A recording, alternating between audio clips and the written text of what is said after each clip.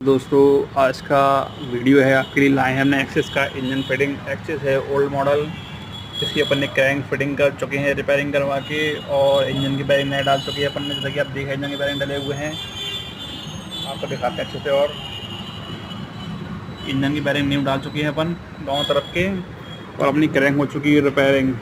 ठीक है दोस्तों, अब डालेंगे सुन क्या ब्लॉक के रखा हुआ है एक्सेस ओल्ड का।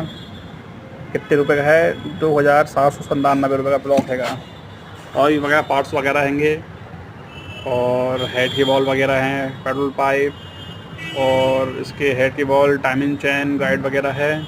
इसकी क्या MRP है बताते हैं आपको नेक्स्ट वीडियो में। आप लोग वीडियो पे नए हो तो सब्सक्राइब ज़रूर करना, ताकि हमारी रोज़ाना की आपको अपडेट कुछ ना कुछ मिले और आप भी कुछ सीख सको। ठीक है दोस्तों, हम मिलते हैं इसके नेक्स्ट वीडियो में। Thanks for watching.